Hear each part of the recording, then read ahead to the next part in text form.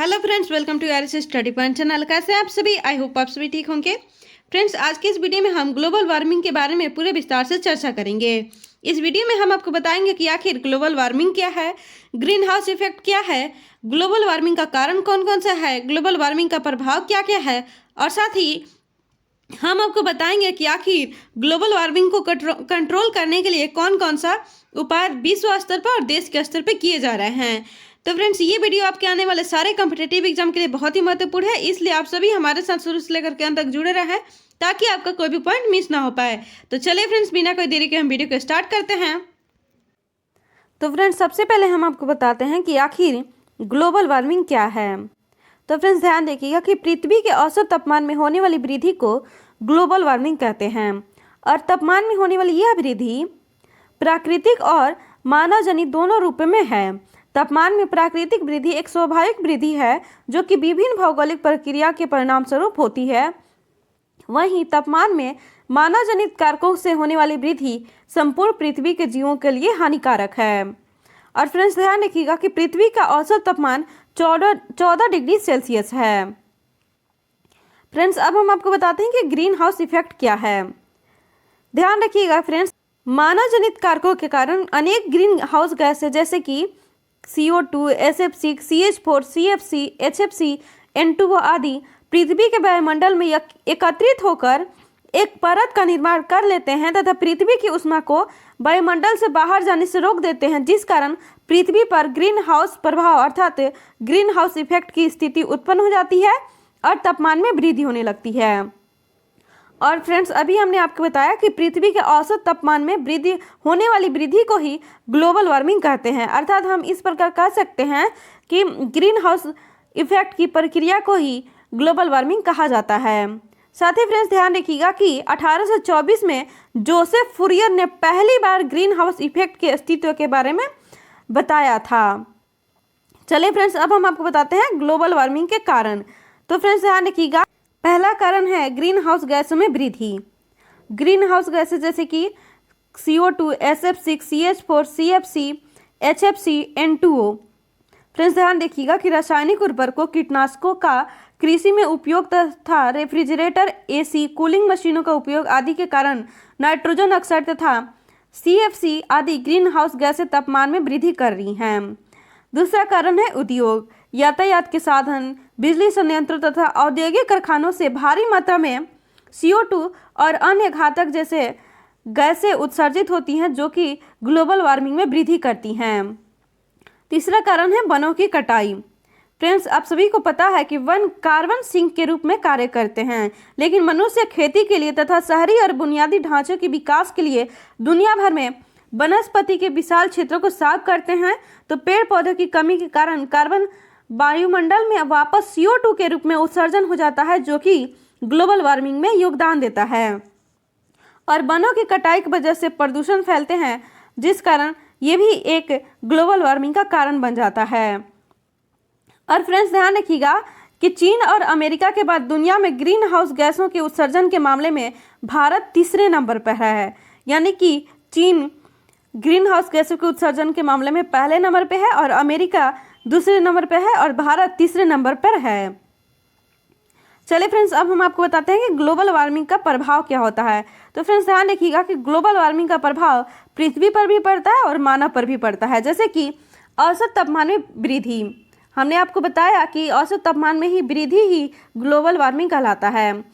तो पृथ्वी पर औसत तापमान में वृद्धि जब होगा तब ग्लेशियर तो पिघलेगा ही, साथ ही ग्लेशियर पिघलेगा तो समुद्र तल में वृद्धि होगी। फ्रेंड्स, ध्यान रखिएगा कि वैज्ञानिकों ने अंटार्कटिका और ग्रीनलैंड में 2 बड़े पैमाने पर बर्फ शीटों की पिघलने के कारण दुनिया भर के समुद्री स्तरों में वृद्धि की भविष्यवाणी की है। खासकर अमेरिका के पूर्वी तट पर, हालांकि दुनिया भर के कई देशों में समुद्र के बढ़ते स्तरों के प्रभाव का अनुभव होगा जो लाखों लोगों को विस्थापित कर सकता है।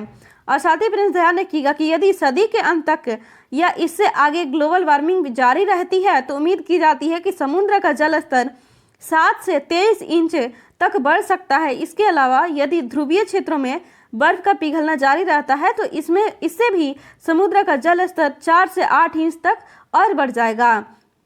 इससे बाढ़ और सूखे जैसी घटनाओं में इजाफा हो सकता है और हरिकेन जैसे अन्य तूफान और अधिक जोरदार और प्रभावशाली हो जाएंगे। इससे मच्छरों द्वारा फैलने वाली मलेरिया जैसी व्यापक बीमारियों में वृद्धि हो सकती है और ताजे पानी की उपलब्धता में भी कमी आएगी।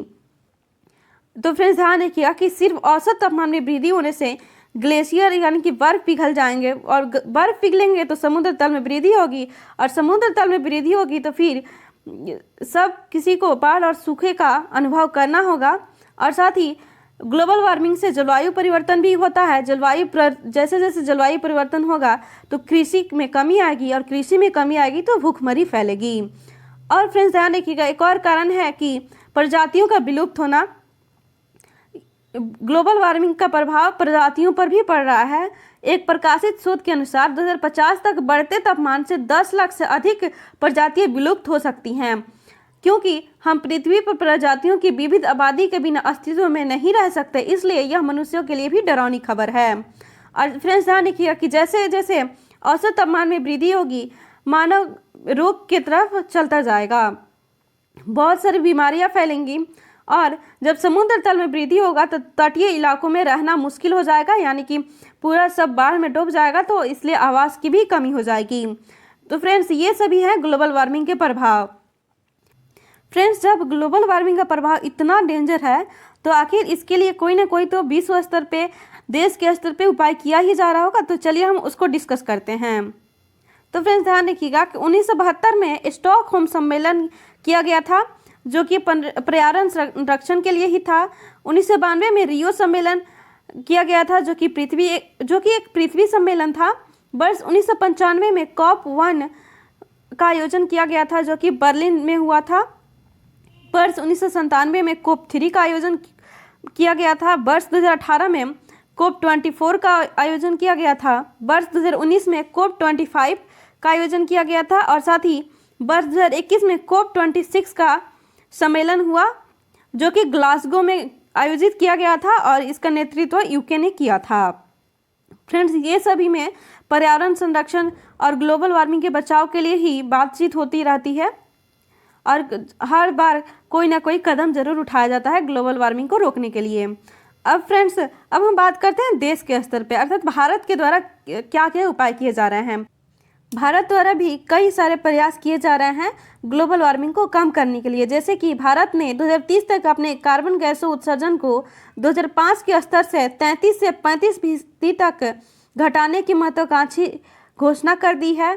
साथ ही भारत के द्वारा स्वच्छता अभियान भी चलाया जा रहा है। वनों की कटाई से रोकने के लिए उसके लिए भी अभियान चलाया जा रहा है। नवीकरणीय ऊर्जा को बढ़ावा दिया जा रहा है इत्यादि। ये सभी प्रयास भारत के द्वारा किए जा रहे हैं। थैंक यू दोस्तों, आज का हमारा वीडियो यहीं पे समाप्त होता है। फ्रेंड्स आज की इस वीडियो में हमने आपको ग्लोबल वार्मिंग के बारे में पूरे विस्तार से बताया है। आई होप आपको ये वीडियो अच्छी और हेल्पफुल लगी हो। फ्रेंड्स अगर आपको ये वीडियो अच्छी और हेल्पफुल लगी हो तो इस वीडियो को लाइक कर दीजिए, अपने दोस्तों के साथ शेयर कर दीजिए और अभी तक हमारे चैनल को सब्सक्राइब नहीं किए हैं तो ऐसे ही हेल्पफुल वीडियो देखते रहने के लिए हमारे चैनल को सब्सक्राइब कर दीजिए और बेल आइकन को प्रेस करना ना भूलें, जिससे आपको लेटेस्ट अपडेट का नोटिफिकेशन मिलती रहेगी। तो चलिए फ्रेंड्स अब हम मिलते हैं नेक्स्ट वीडियो में, तब तक आप पढ़ते रहिए, आगे बढ़ते रहिए। धन्यवाद।